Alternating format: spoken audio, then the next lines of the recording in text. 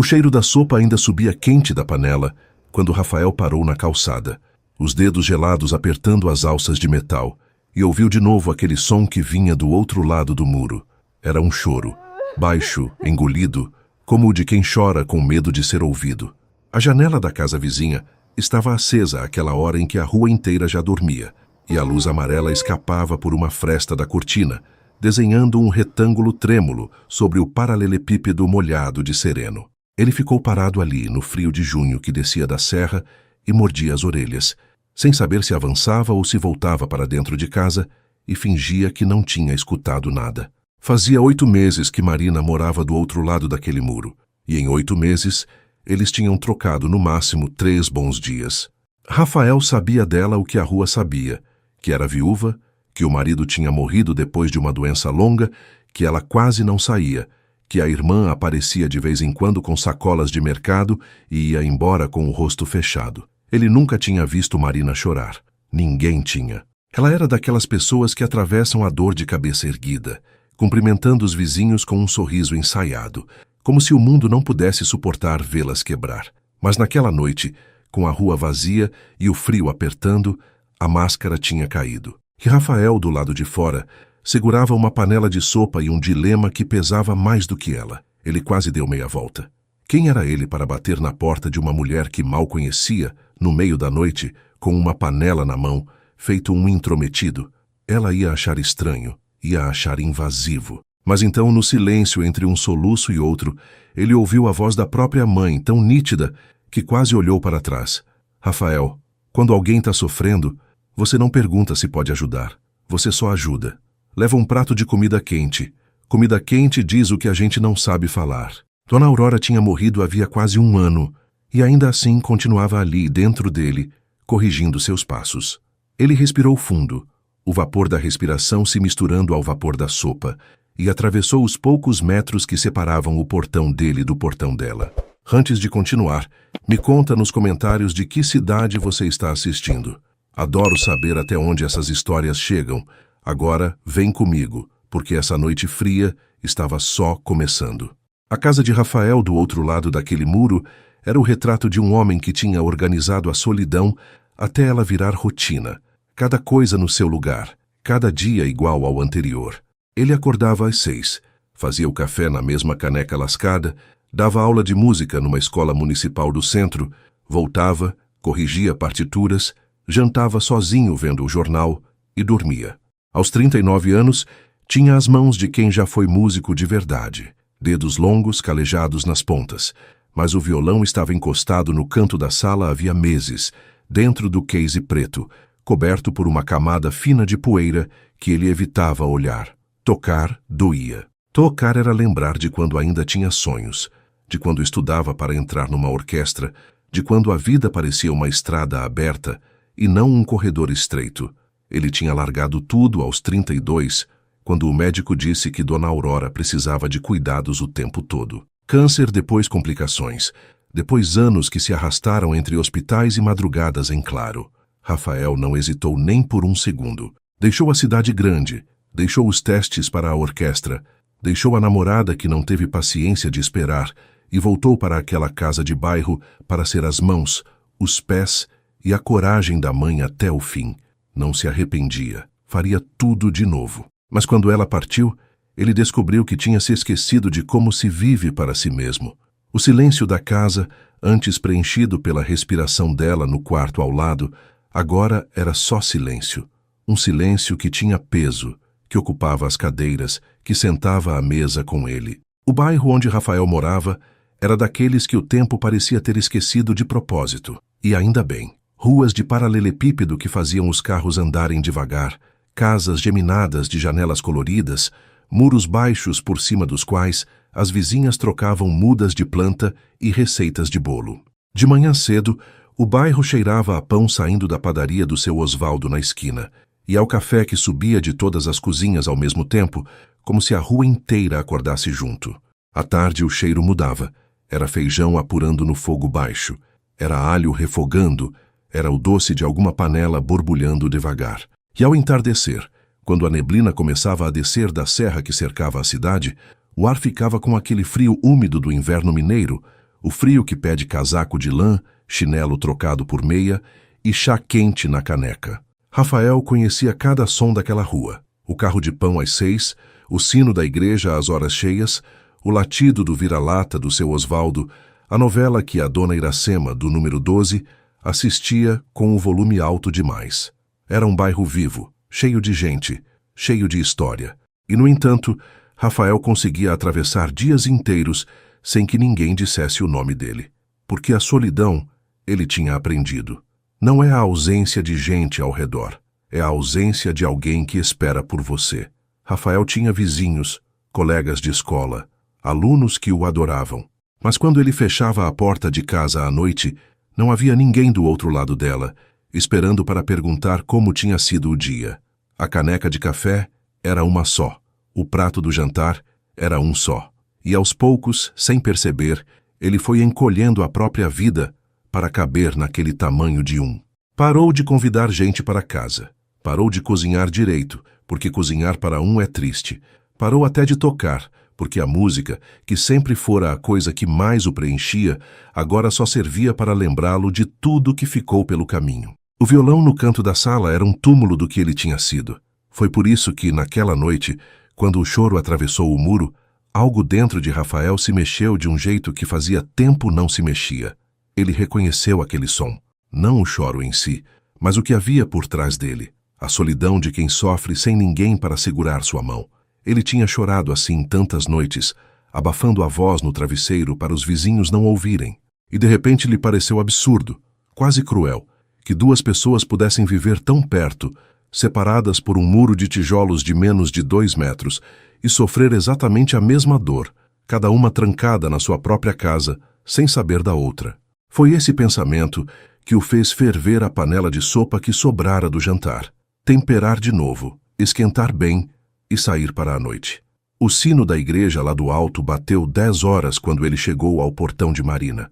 A neblina descia baixa, rasteira, engolindo os pés dos postes de luz. Da chaminé de alguma casa vizinha subia o cheiro de lenha queimada, e de longe vinha o latido preguiçoso de um cachorro. Rafael parou de novo, a coragem quase o abandonando, e então, antes que pudesse pensar melhor, ergueu a mão e bateu, 3 batidas leves, quase pedindo desculpas. O choro do outro lado parou de repente. Houve um silêncio longo, o silêncio de alguém que enxuga o rosto às pressas e prende a respiração torcendo para que a visita vá embora. Mas Rafael não foi embora. Ele esperou. E foi nesse instante, com a panela esfriando nas mãos e o coração batendo forte, que a história de 2 estranhos começou, sem que nenhum dos dois soubesse o quanto já estavam ligados. Do lado de dentro daquela porta, Marina apertava um lenço amassado contra o rosto e rezava para que quem quer que fosse desistisse e fosse embora. Não era medo de assalto. Na rua deles, todo mundo se conhecia.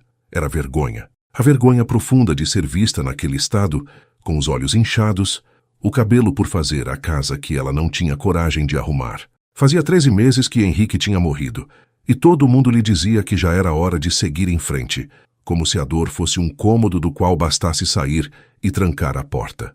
Ninguém entendia que ela não conseguia nem trocar as toalhas do banheiro, porque uma delas ainda era a que ele usava, e trocá-la seria admitir que ele não voltaria para usá-la de novo.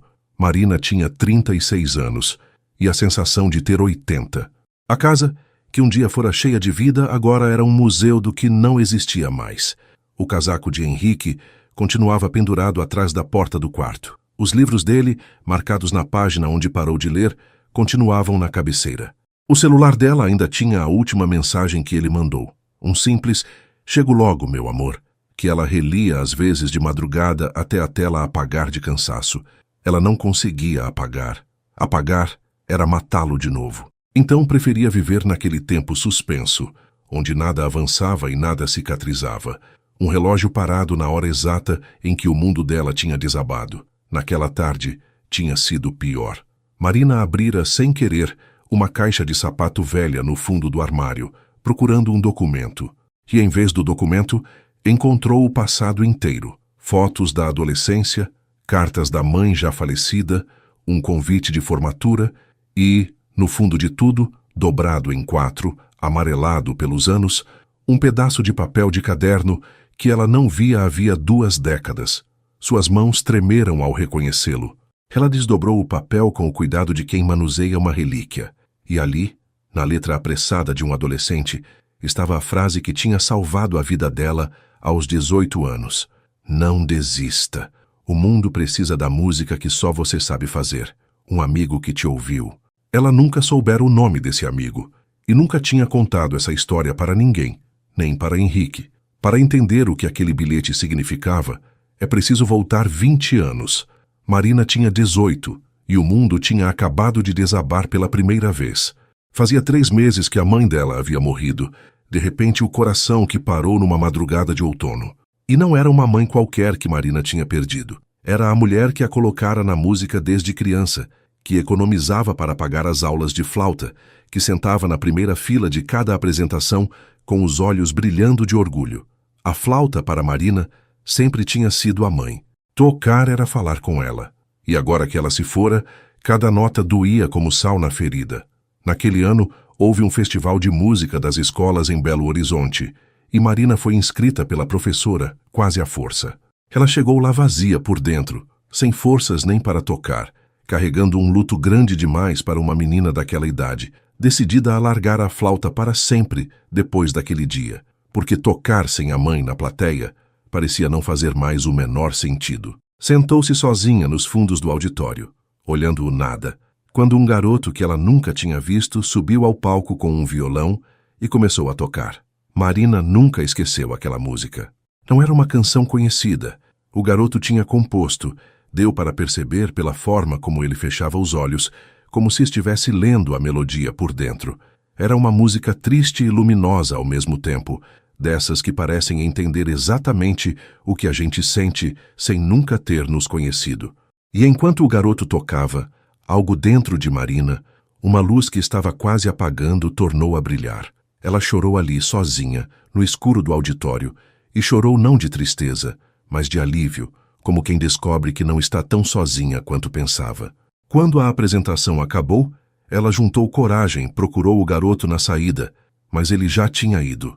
No banco onde ele estivera sentado, porém, havia um pedaço de papel dobrado. Ela pegou, achando que fosse dele por engano. Estava escrito para ela, ou para qualquer um que precisasse. Não desista. Marina guardou aquele papel por 20 anos, e agora 13 meses depois de perder o marido, ela o segurava de novo, chorando, sem saber que o autor daquele bilhete estava, naquele exato momento, do outro lado da sua porta, com uma panela de sopa nas mãos. Marina limpou o rosto com as costas da mão, guardou o bilhete no bolso do casaco de lã e caminhou até a porta com o coração ainda descompassado. Abriu apenas uma fresta, a corrente de segurança ainda posta, e espiou. Do lado de fora, sob a luz fraca da varanda, estava o vizinho. O professor de música da casa ao lado. Ela sabia o rosto, não sabia o nome direito. Rafael, achava. Um homem alto, de ombros um pouco curvados, com um jeito tímido que não combinava com o tamanho dele. E nas mãos, uma panela. Marina franziu a testa, sem entender.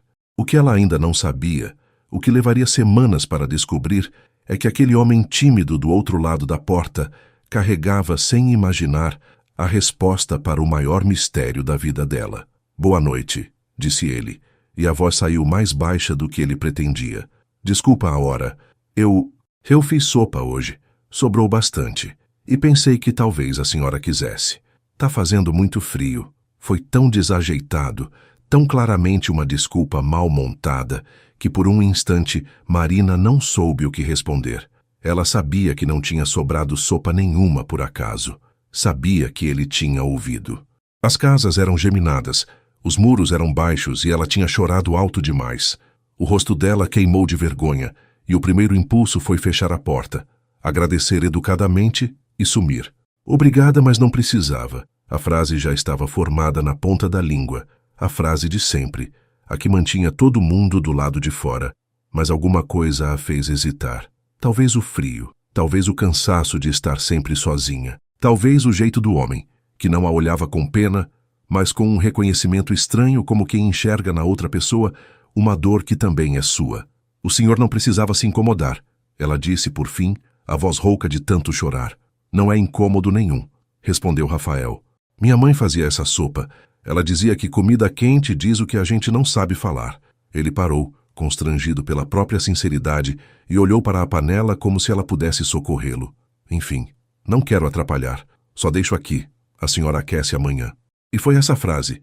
Minha mãe fazia essa sopa, dita com uma ternura que ele nem percebeu ter, que desarmou Marina. Porque não era a frase de um homem tentando se aproximar. Era a frase de alguém que também carregava um vazio, que também tinha perdido alguém, que também guardava uma mãe dentro do peito. Ela soltou a corrente da porta. O barulho metálico ecoou na noite gelada e abriu a porta por inteiro, o vapor da casa aquecida escapando para o frio da rua. Entra, ela disse, e a própria voz a surpreendeu. Pelo menos toma um café antes de voltar. Tá frio demais lá fora. A cozinha de Marina era pequena e amarela, iluminada por uma única lâmpada que pendia do teto e espalhava uma luz cor-de-mel sobre a mesa de fórmica. Rafael entrou com cuidado, quase pedindo licença a cada passo, e pousou a panela sobre o fogão. Sentou-se na cadeira que ela indicou e ficou ali, de mãos entrelaçadas sobre a mesa, sem saber o que fazer com o próprio corpo grande naquele espaço apertado. Marina colocou a água para o café, e por um tempo nenhum dos dois falou nada. Mas era um silêncio diferente. Não o silêncio pesado das casas deles, e sim um silêncio quase confortável. O silêncio de duas pessoas que, sem combinar, decidiram baixar a guarda por alguns minutos. Faz tempo que a senhora mora aqui? Rafael perguntou, mais para preencher o ar do que por curiosidade. Pode me chamar de você, ela respondeu, servindo o café em 2 canecas. A senhora me faz sentir mais velha do que já me sinto. Ela quase sorriu, e foi o primeiro esboço de sorriso em muitos dias. A gente comprou essa casa faz uns 5 anos. Eu e o Henrique, meu marido. A voz dela tropeçou levemente no nome, mas ela continuou. Ele faleceu ano passado. Eu sei, me desculpa. Rafael abaixou os olhos para a caneca. Eu perdi minha mãe também, faz quase 1 ano. A gente morava junto, os dois. Aí, de repente, ficou só eu e a casa. Ele deu de ombros, um gesto pequeno que continha anos de solidão. Sei como é. O silêncio, principalmente. Ninguém avisa da gente sobre o silêncio. Marina parou com a caneca no meio do caminho, olhando para ele. Era a primeira vez, em 13 meses, que alguém falava a verdade sobre o luto sem enrolar, sem clichê, sem aquele "ele está num lugar melhor" que ela odiava com todas as forças. Aquele homem tinha dito exatamente a coisa certa. O silêncio. Ninguém avisa sobre o silêncio. Sobre como ele se instala em cada cômodo. Sobre como o barulho de uma única pessoa vivendo numa casa é diferente do barulho de 2. Sobre como a gente às vezes fala em voz alta só para lembrar como é ouvir uma voz. Ela sentou-se à frente dele e o gelo entre os dois começou, devagar, a derreter. Conversaram por quase 1 hora naquela primeira noite. Falaram das coisas pequenas, das coisas grandes, das coisas do meio. Rafael contou da música, do sonho de orquestra que tinha guardado numa gaveta, do violão que não tocava mais. Marina contou da flauta que também tinha abandonado, da escola onde dava aula de português, antes de tirar a licença que virou afastamento, que virou desistência. Descobriram que gostavam dos mesmos filmes antigos, que odiavam a mesma novela, que ambos tomavam café sem açúcar por teimosia. A senhora, você toca flauta? Rafael perguntou, e havia um brilho novo nos olhos dele, o brilho de quem reencontra a própria língua num país estrangeiro. Tocava, respondeu Marina, mexendo o café que já estava mexido. Desde criança. Foi minha mãe que me botou na música. Mas faz anos que a flauta tá guardada. Depois que o Henrique adoeceu, não teve mais clima para música em casa. E depois que ele foi, ela deu de ombros. A casa ficou sem som. Acho que eu me acostumei com o silêncio. É engraçado, disse Rafael, girando a caneca entre as mãos. A gente que vive de música é o primeiro a parar de tocar quando a vida aperta. Devia ser o contrário, né? Devia ser justamente quando a gente mais precisa. Minha mãe dizia que música é remédio, que cura o que o médico não alcança. Mas eu, que sou músico, deixei o violão juntar poeira faz quase 1 ano. Marina o olhou por um instante e algo no rosto dela se suavizou. Por que você parou? Rafael demorou a responder. Olhou para o fundo da caneca, como se a resposta estivesse ali. Porque tocar é lembrar, disse por fim. E por muito tempo lembrar doeu demais. A música me lembra da minha mãe, dos sonhos que eu tinha, da vida que eu não vivi. Aí é mais fácil não tocar. Ele levantou os olhos e deu um sorriso torto. Mas olha só, gente. 2 músicos que pararam de tocar, tomando café numa cozinha meia-noite passada, num inverno desses. Se não fosse triste, era engraçado. E foi Marina quem riu primeiro. Um riso curto, surpreso, que escapou dela antes que pudesse impedir. Fazia meses que ela não ria, e o som da própria risada a assustou um pouco, como se ela tivesse esquecido que ainda era capaz daquilo. Rafael riu junto, e por um momento, a cozinha amarela se encheu de uma coisa que aquelas 2 casas não conheciam havia muito tempo: leveza. Conversaram mais um tanto, sobre a cidade, sobre os vizinhos, sobre a comida que a mãe de um e a avó do outro faziam. Marina contou do medo que tinha de esquecer a voz do marido. Rafael contou do dia em que quase vendeu o violão e não teve coragem. Eram 2 pessoas que tinham perdido o hábito de serem ouvidas e que agora, sem pressa, redescobriam o prazer simples de ter um par de ouvidos do outro lado da mesa. E quando Rafael finalmente se levantou para ir embora, já passava da meia-noite, e alguma coisa tinha mudado no ar entre eles. Não era amor ainda, era algo mais simples e mais raro. Era o reconhecimento de que não estavam tão sozinhos quanto pensavam. Obrigada pela sopa, Marina disse na porta, abraçando o próprio corpo contra o frio. E pela companhia. Faz tempo que eu não conversava com alguém. Eu que agradeço, respondeu Rafael. Boa noite, Marina. Foi só quando ele já tinha atravessado a rua e estava destrancando o próprio portão que ela percebeu que ele tinha dito o nome dela, e que ela ainda não sabia o dele direito. Ela quase o chamou de volta para perguntar, mas o frio e o cansaço venceram, e ela fechou a porta. Encostou-se nela por dentro, no escuro do corredor, e pela primeira vez em muito tempo não sentiu o peso esmagador da casa vazia. Sentiu, em vez disso, uma coisa quente e pequena no peito, uma coisa que ela nem sabia mais nomear. Era esperança, bem pequenininha, do tamanho de uma panela de sopa, mas era esperança. Nas semanas que se seguiram, o muro entre as 2 casas deixou de ser uma fronteira e virou um ponto de encontro. Começou pequeno, como começam as coisas verdadeiras. Rafael devolvia a panela lavada com um bolo dentro. Marina retribuía com um pote de doce de leite feito por ela. Um bom dia que antes durava 1 segundo, agora durava 10 minutos. Os 2 encostados no muro do quintal, ele com a caneca de café, ela com o cabelo já penteado, o rosto menos cansado. A vizinhança começou a reparar, e a rua, que é como toda rua de cidade pequena, começou a comentar. Mas Rafael e Marina não ligavam, ou fingiam não ligar. Estavam ocupados demais redescobrindo uma coisa que ambos tinham dado por perdida: a alegria simples de ter alguém com quem dividir o dia. Nenhum dos 2 desconfiava, porém, que num daqueles fins de tarde no muro, Marina abriria a boca para contar um segredo de 20 anos, e que esse segredo mudaria tudo entre eles para sempre. Foi numa dessas tardes, um sábado de sol raro no meio do inverno, que a confissão aconteceu.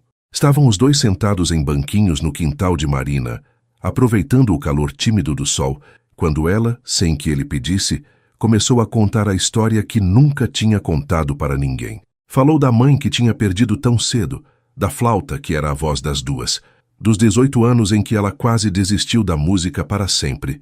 Rafael escutava em silêncio, sério, sabendo instintivamente que aquilo era algo que ela guardava a 7 chaves.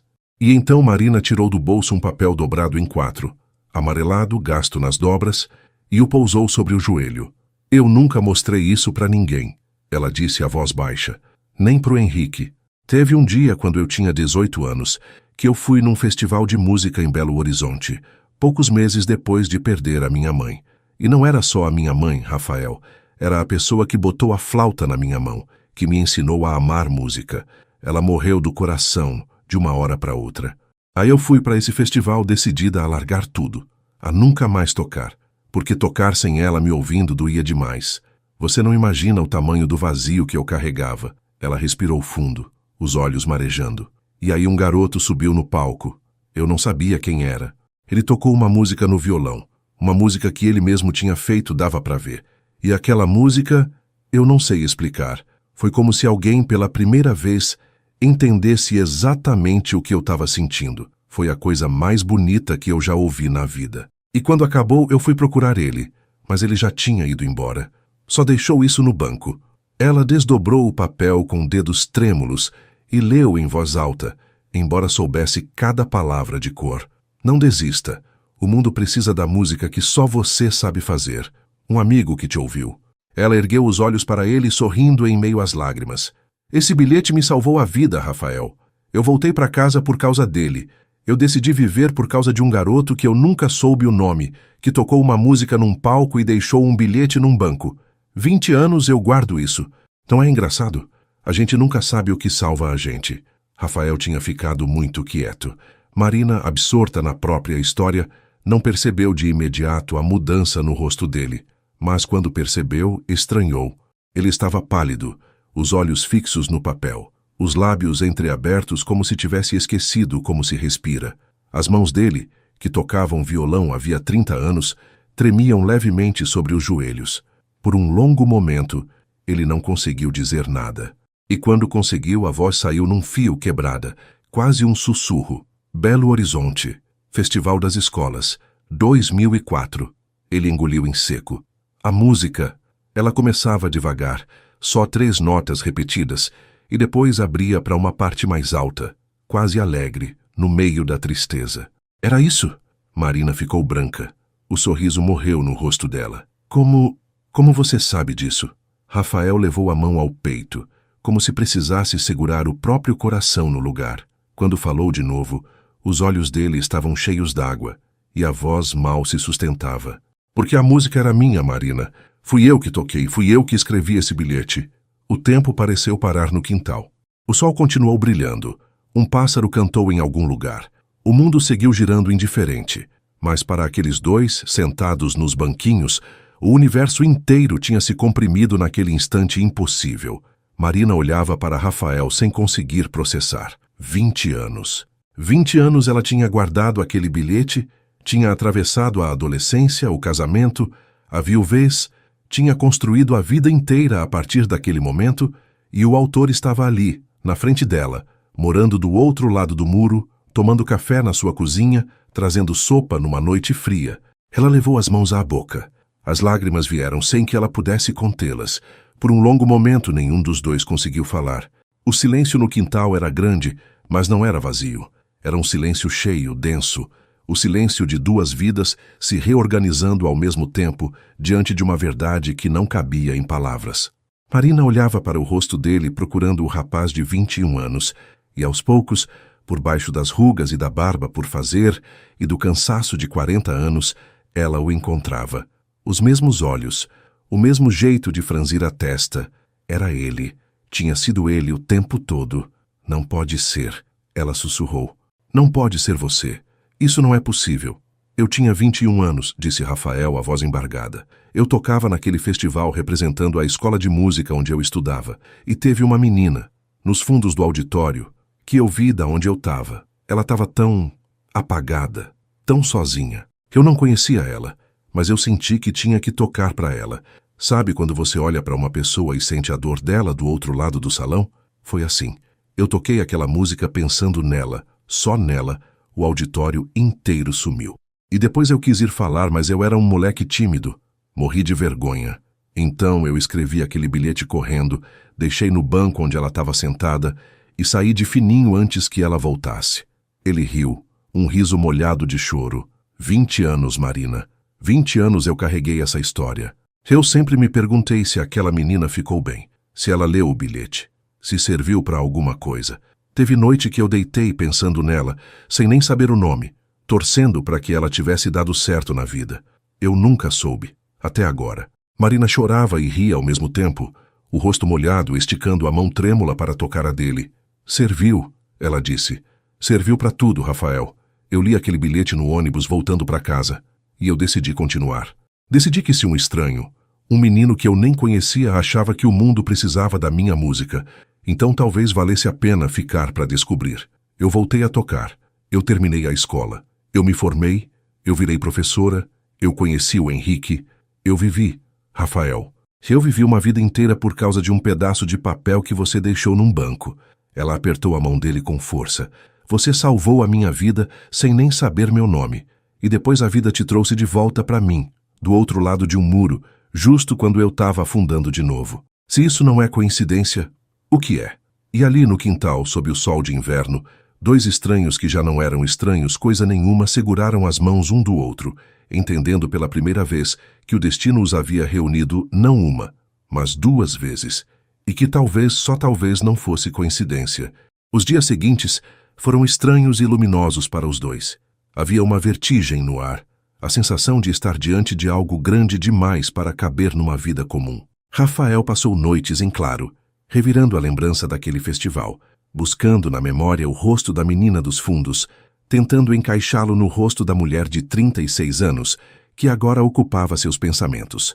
Marina, por sua vez, sentia o chão da própria história se remexer. Tudo o que ela achava que sabia sobre o acaso, sobre o destino, sobre a solidão, precisava ser recalculado. Se aquele bilhete a tinha salvado aos 18, e se o autor dele estava agora ao seu lado quando ela mais precisava, aos 36, então o que aquilo significava?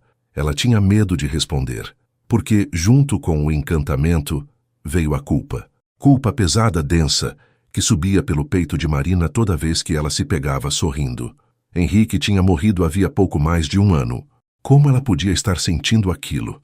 Aquele frio na barriga, aquela vontade de ver o vizinho, aquele cuidado em se arrumar antes de ir ao quintal. Não era traição? Não era desrespeito à memória do homem com quem ela dividiu a vida? Numa dessas madrugadas, ela abriu de novo o guarda-roupa, encostou o rosto no casaco de Henrique, que ainda cheirava fracamente a ele, e pediu perdão chorando baixinho, como quem confessa um crime. Me desculpa, meu amor. Eu não quis. Eu juro que eu não procurei isso. Rafael carregava a sua própria culpa. Achava que estava indo rápido demais, cedo demais, que estava se aproveitando de uma mulher fragilizada pelo luto, e a ideia o horrorizava. Sem dizer nada, começou a se afastar, a limitar os encontros no muro, convencido de que era o certo a fazer. Mas o recuo dele, em vez de proteger Marina, a feriu. Ela leu o afastamento como arrependimento, como se ele tivesse enxergado nela algo que não valia a pena, e voltou a se fechar, a máscara recompondo-se sobre o rosto. Em poucos dias o muro tornou a ser uma fronteira, as luzes das duas casas acendendo separadas de novo. Dois medrosos que já sabiam a resposta do coração, mas não tinham coragem de dizê-la em voz alta. E o que nenhum dos dois imaginava é que faltava pouco para uma terceira pessoa entrar em cena e virar tudo de cabeça para baixo. Quem quebrou o impasse foi, sem querer, a irmã de Marina. Dona Bernadette apareceu num domingo, como sempre, com as sacolas de mercado e o rosto de quem carrega o mundo. Mas dessa vez encontrou a casa diferente, as cortinas abertas, um vaso de flores na mesa, e sobre o fogão uma panela emprestada que ela não reconheceu. Bernadette era mais velha, mais dura, moldada por uma vida de dificuldades, e enxergava o mundo em preto e branco. Quando entendeu, pelas evasivas de Marina, que havia um homem envolvido, que era o vizinho, que os dois andavam conversando, o rosto dela fechou como uma porta batendo. Você perdeu o juízo, Marina, disse Bernadette, a voz cortante. O Henrique nem esfriou na cova direito e você já está de conversinha com o vizinho? O que as pessoas vão dizer? O que a família dele vai pensar? Você não tem vergonha, não? As palavras acertaram Marina como pedradas, cada uma no lugar exato onde ela já se machucava sozinha. Ela abaixou a cabeça, sem defesa, porque a irmã estava dizendo em voz alta tudo aquilo que ela mesma se dizia nas madrugadas. Bernadette foi embora batendo o portão e Marina ficou parada na cozinha, sentindo o pouco de luz que tinha reunido nas últimas semanas se esvair como água entre os dedos. Ela decidiu ali que ia parar, que ia se afastar de Rafael de vez, que ia trancar de novo a porta do coração, porque doer sozinha era mais seguro do que arriscar doer os outros. Sentou-se à mesa e chorou, até não ter mais lágrima. Mas foi justamente naquela noite, a mais escura desde a noite da sopa, que Rafael, sem saber de nada do que tinha acontecido, atravessou o muro de novo. Ele não aguentava mais o silêncio, não aguentava mais o afastamento que ele mesmo tinha criado, e chegou à porta dela decidido a ser honesto pela primeira vez em muito tempo. Bateu. Marina abriu os olhos vermelhos, e antes que ela pudesse dizer qualquer coisa, ele falou tudo de uma vez, atropelando as palavras, com medo de perder a coragem. Eu me afastei porque eu estava com medo, disse ele. Não de você, de mim. de estar fazendo você sofrer, de estar sendo egoísta, de estar querendo uma coisa que talvez não fosse a hora. Aí eu pensei que o certo era sumir, mas eu passei esses dias todos me sentindo pior do que nunca, porque a verdade, Marina, a verdade é que eu não quero sumir. Eu esperei 20 anos sem saber que estava esperando, e eu não quero esperar mais. Marina olhava para ele, o rosto molhado, o coração dividido ao meio entre o que a irmã tinha dito e o que aquele homem estava dizendo agora. E então ela fez a coisa mais difícil e mais corajosa que tinha feito em 13 meses. Ela decidiu ser honesta também. Minha irmã esteve aqui hoje, disse ela, a voz trêmula. Ela disse que eu não tenho vergonha, que o Henrique nem esfriou e eu já tô... Ela engoliu o choro. E o pior, Rafael, é que uma parte de mim acha que ela tá certa. Eu me sinto culpada. Eu me sinto culpada de sorrir, de sentir vontade de te ver, de gostar de você. Porque eu amei o Henrique. Eu amei ele de verdade. E amar você agora parece que tá apagando ele. Rafael deu um passo à frente e, com uma delicadeza que desmentia o tamanho das suas mãos, segurou o rosto dela. Marina, escuta. Amar de novo não apaga ninguém. A voz dele estava firme agora, firme e terna. Eu amo minha mãe até hoje. Ela mora aqui. Ele levou a mão dela ao próprio peito. E vai morar para sempre. E se um dia eu for feliz de novo, isso não vai tirar ela do lugar dela. Vai só provar que ela me ensinou a amar direito. O Henrique vai morar em você para sempre. O que a gente construir, a gente constrói com ele junto, não por cima dele. O coração não é uma casa com um quarto só, Marina. Cabe muita gente lá dentro. Cabe quem foi e cabe quem ficou.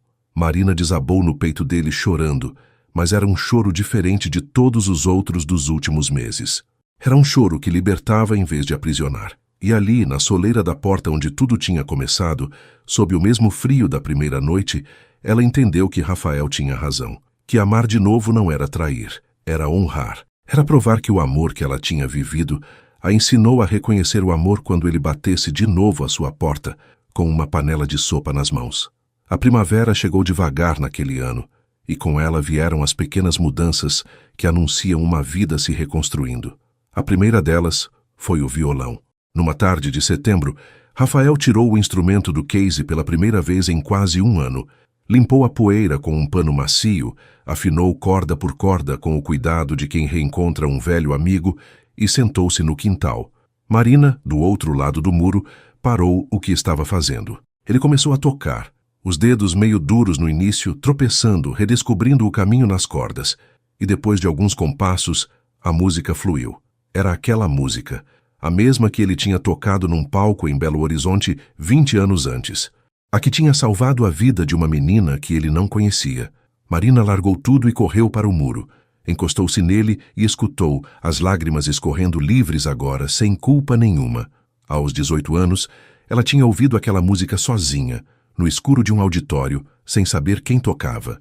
Agora, aos 36, ela a ouvia de novo, à luz do sol, sabendo cada coisa. Quem tocava, por que tocava e para quem. E dessa vez, quando a música acabou, o músico não fugiu.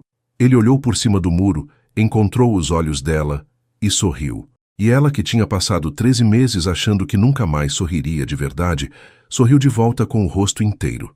Aos poucos, a vida dos dois foi se entrelaçando à vista de todos, e a cidade, que a princípio comentou maldosa, foi se rendendo à evidência de que aquilo era coisa bonita.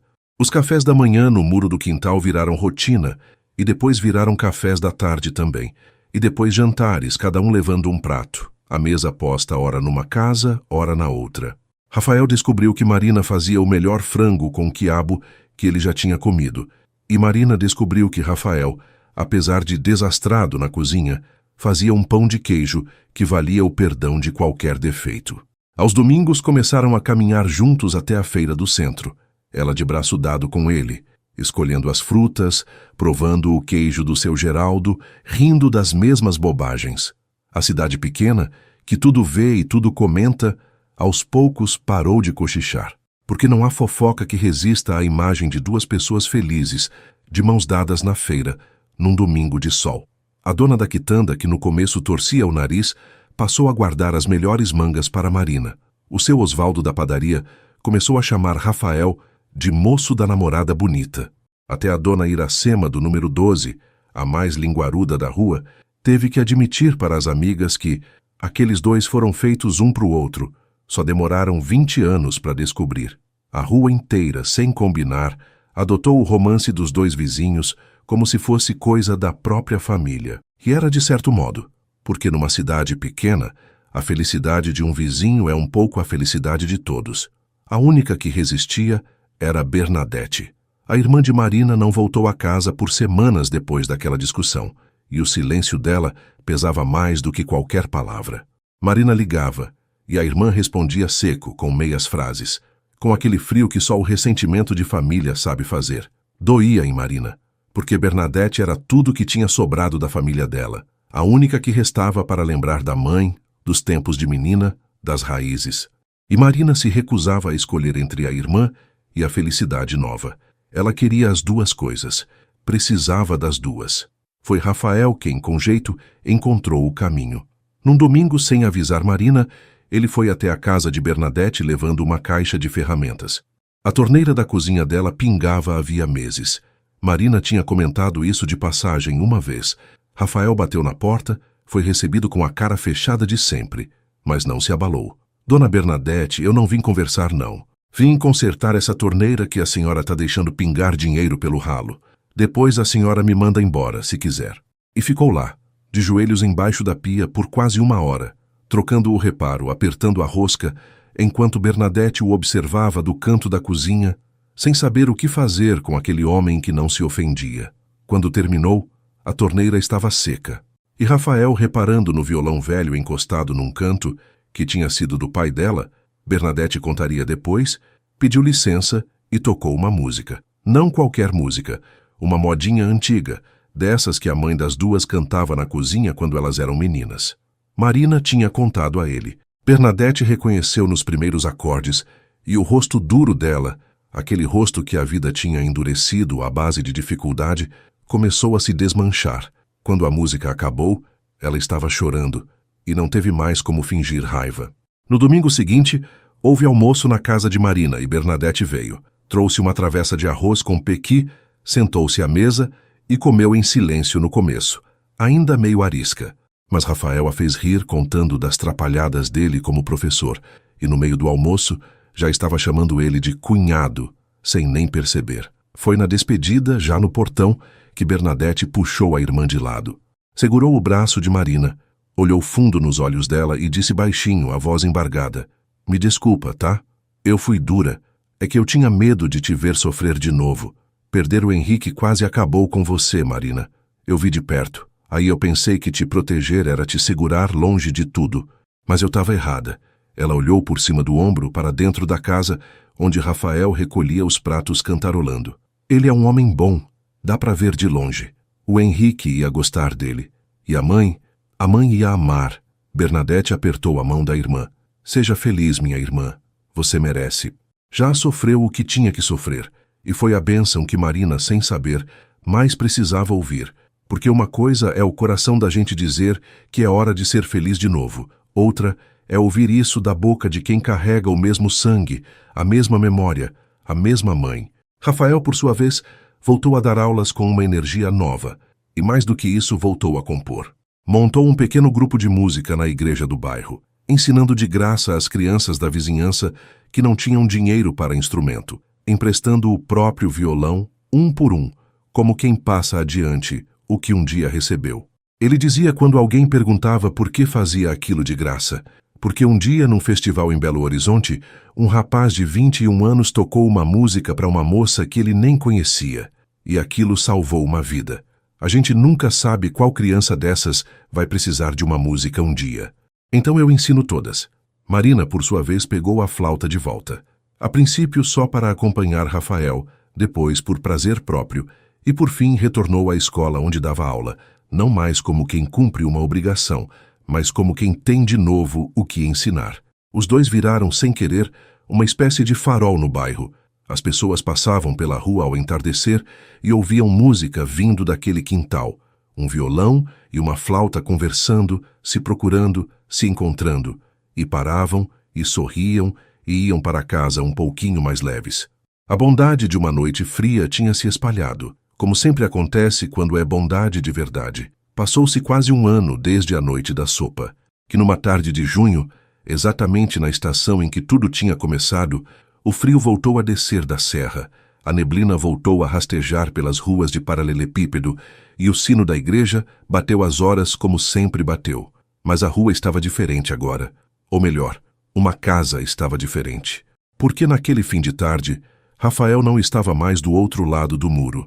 Ele estava na varanda da casa que agora dividiam, o violão no colo, o café esfriando ao lado, esperando Marina terminar de arrumar a mesa para o jantar. 2 cadeiras, onde antes havia uma. 2 pratos, onde antes havia um. E uma panela de sopa no fogão quente, feita pelos 2 dividida por 2. Marina saiu para a varanda enxugando as mãos no avental e parou um instante só para olhar aquele homem que a vida havia lhe trazido 2 vezes. Rafael começou a tocar baixinho aquela música de sempre, e ela se aproximou. Encostou-se nele e ficaram os 2 assim, no frio de junho, enquanto a melodia se misturava ao cheiro da sopa e à luz amarela que escapava pela janela. Só que dessa vez a janela acesa não era um sinal de solidão para ninguém do lado de fora enxergar com pena. Era um convite, era a prova de que, atrás daquela luz, havia vida, havia música, havia amor. Você já parou para pensar, disse Marina, a cabeça no ombro dele, que se você não tivesse trazido aquela sopa, a gente nunca ia saber? Rafael parou de tocar, pensou um instante e sorriu. A minha mãe, que sabia, comida quente diz o que a gente não sabe falar. Ele beijou o alto da cabeça dela. Eu levei uma sopa achando que estava só ajudando uma vizinha numa noite fria. E acabei encontrando a menina do auditório. A vida é assim, Marina. A gente faz uma coisa pequena, uma coisa boba, e sem saber, tá salvando alguém. Às vezes está salvando a si mesmo. Ela ergueu o rosto e olhou para ele, os olhos brilhando à luz da varanda. Nunca é tarde, né, ela disse. Nunca é tarde, respondeu ele. Para amar, nunca é tarde. A gente só precisa deixar a porta aberta para quando a felicidade bater. E ali, na varanda de uma casa simples, numa rua de paralelepípedo do interior de Minas, 2 corações que a dor tinha trancado escolheram, de olhos abertos e sem medo do relógio, continuar batendo juntos. Lá fora, o frio descia da serra como sempre. Mas dentro daquela casa e dentro daqueles 2 peitos fazia calor. O calor de uma sopa dividida numa noite fria. O calor de uma segunda chance. O calor de saber que, no fim das contas, o amor sempre encontra o caminho de volta para casa, mesmo que precise de 20 anos e de uma panela de sopa para chegar lá. Se essa história mexeu com você, escreve uma palavra aqui embaixo. Destino. Porque foi o destino que juntou o Rafael e a Marina 2 vezes, e eu quero ver quantos corações essa história tocou hoje. Fala para mim, que parte te pegou mais fundo? Foi a coragem do Rafael de bater naquela porta no meio do frio? Foi a Marina descobrindo que guardou por 20 anos um bilhete escrito pela pessoa que morava do outro lado do muro? Ou foi aquele violão voltando a tocar depois de tanto tempo calado? Ah, e me diz de onde você está me assistindo. De que cantinho do Brasil essa história chegou até você. Eu leio cada comentário e juro que me emociono com cada cidade nova que aparece por aqui. Se você também acredita que a vida tem dessas, de guardar um encontro para 20 anos depois, de mandar o amor bater na porta quando a gente menos espera, deixa seu like para essa história não se perder. Se lembrou de alguém que anda precisando acreditar em dias melhores, manda esse vídeo para essa pessoa agora mesmo. E se você gosta dessas histórias que aquecem o peito, se inscreve no canal e ativa o sininho para não perder nenhuma. A gente se reencontra na próxima. E até lá deixa a porta do teu coração destrancada. Nunca se sabe que felicidade tá para bater.